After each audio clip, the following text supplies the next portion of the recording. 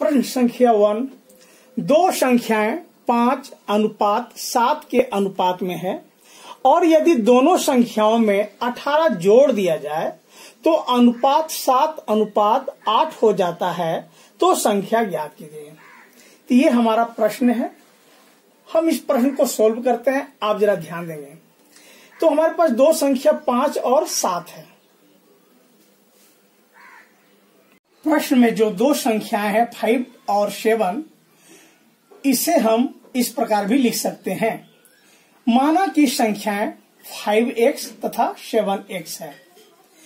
प्रश्नानुसार दोनों संख्याओं में 18 जोड़ने पर, प्रश्न में दिया हुआ है, लिखा कि 18 जोड़ने पर अनुपात 7:8 हो जाता है। तो ध्यान देंगे आप, तब हमें अनुपात किस तरह प्राप्त होगा, ध्यान दीजिए।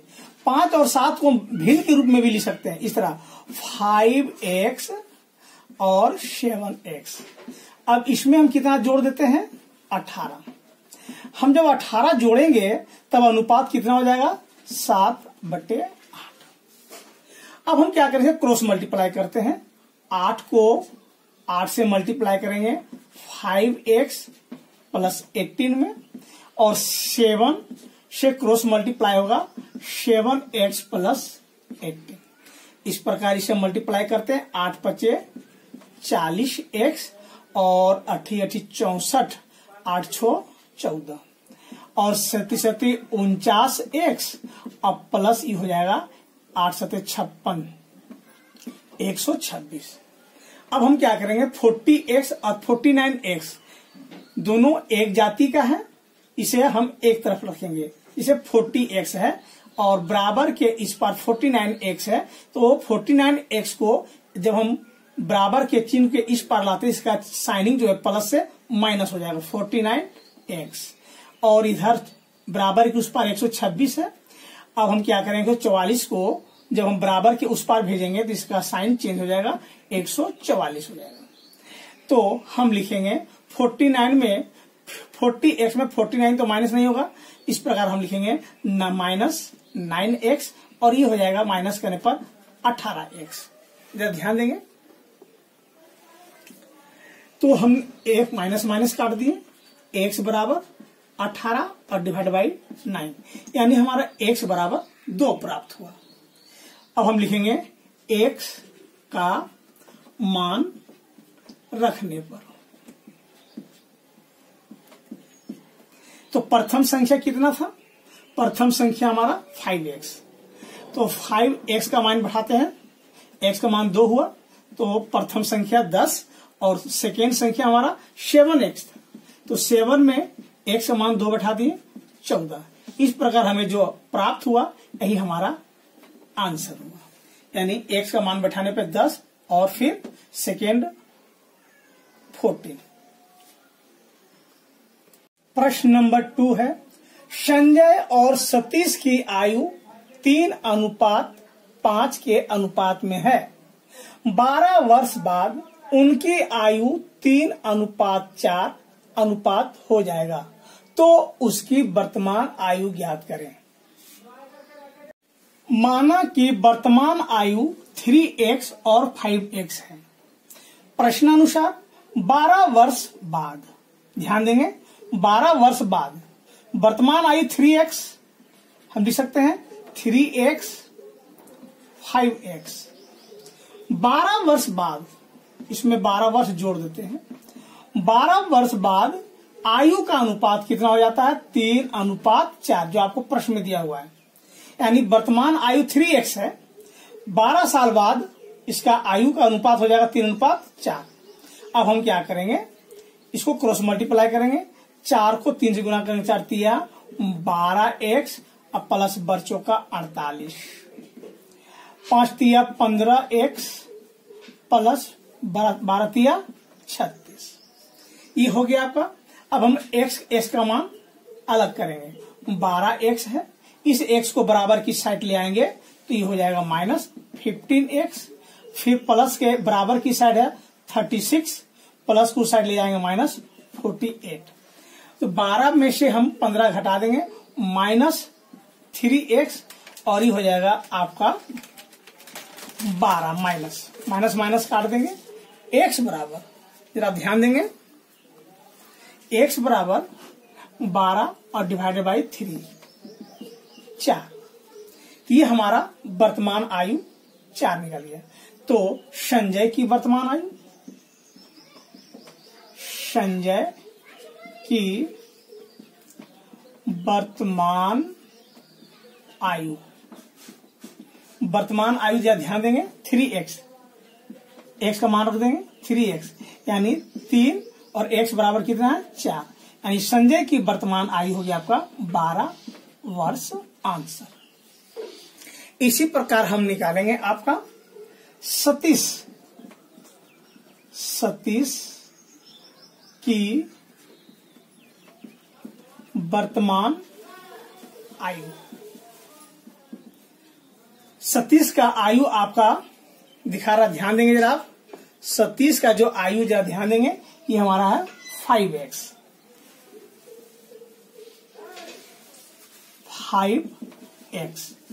5x बराबर हमारा कितना आया 4।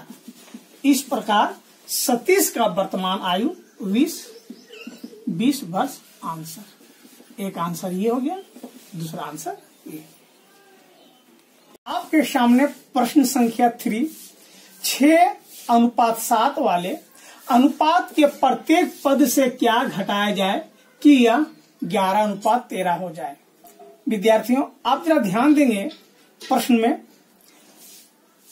6 और 7 ये दो संख्या है, इसमें हम क्या माइनस कर दें कि इसका अनुपात 11:13 हो जाए।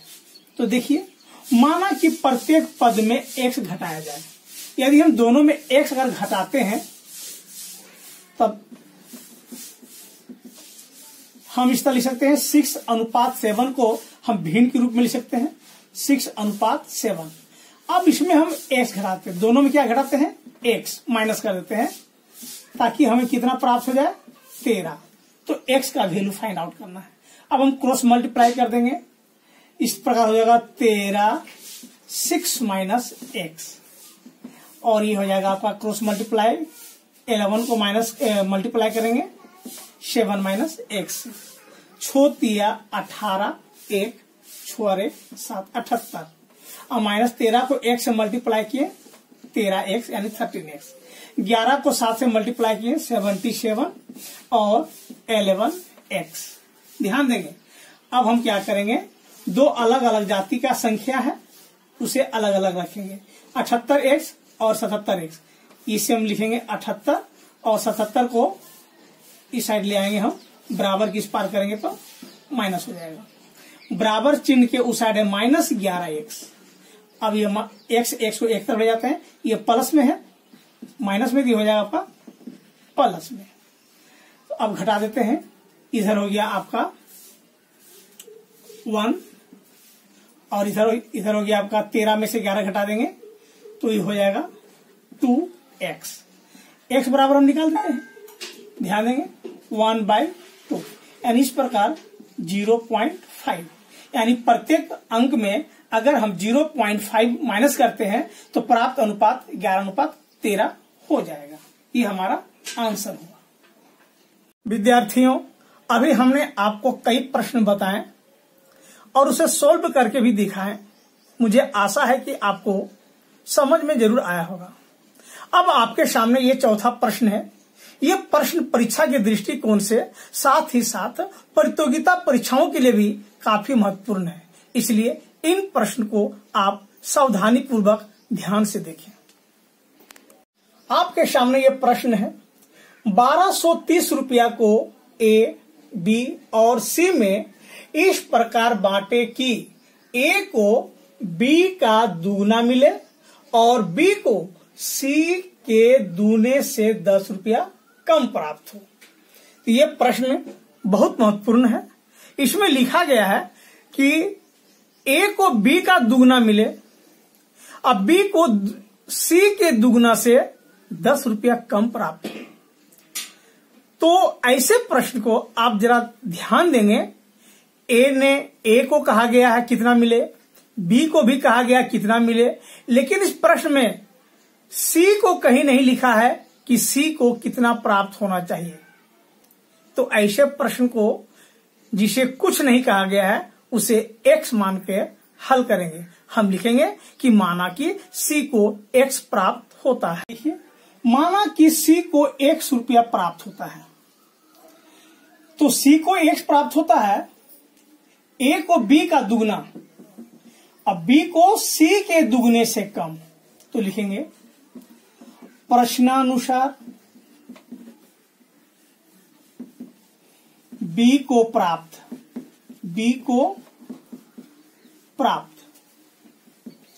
बी को सी के दुगने से कम, सी को x मिलता है तो बी को सी का दुगना यानी 2x माइनस 10, ये हमारा समीकरण बनेगा। जरा ध्यान देंगे, प्रश्न में लिखा हुआ कि b को c का दुगना, c को यदि x मिलता है तो b कह रहा है कि c का दुगना लेते हैं तो 2x और उसमें 10 रुपया कम। इसी प्रकार a को प्राप्त, a को कितना प्राप्त हो रहा है, प्रश्न में लिखा है कि a को b का दुगना, a को b का दुगना माने 2x माइनस 10 का दुगना। ध्यान देंगे, इस प्रकार लिखेंगे समीकरण इसका, b को 2x माइनस 10 इसका 2 गुना, यानी हम लिखेंगे 4x माइनस 20। अब हम क्या करेंगे, इसे समीकरण पे बैठाएंगे तो कुल रकम आपको है 1230 रुपया। इस प्रकार a plus b plus c तीनों का कुल रकम है आपका 1230 रुपया। तो a को प्राप्त कितना है, अनुपात देखिए आप लिखेंगे, a के सामने बैठाएंगे 4x माइनस 20 प्लस b को प्राप्त है 2x माइनस 10 और c को प्राप्त है x। हमारा समीकरण इस प्रकार सेट होगा। अब हम क्या करेंगे, 4x और 2 6 और 1 7x, हम लिखेंगे 7x और फिर लिखते हम, जरा ध्यान देंगे, आपका माइनस में 20 और 10 30 माइनस 30 बराबर 1230। अब आप ध्यान देंगे 7x माइनस 30 बराबर 1230 आया। अब हम लिखेंगे 7x बराबर, हम सबसे पहले एक समान निकालना है तो 1230 और ये 30 उधर चला जाएगा बराबर की साइड तो प्लस हो जाएगा।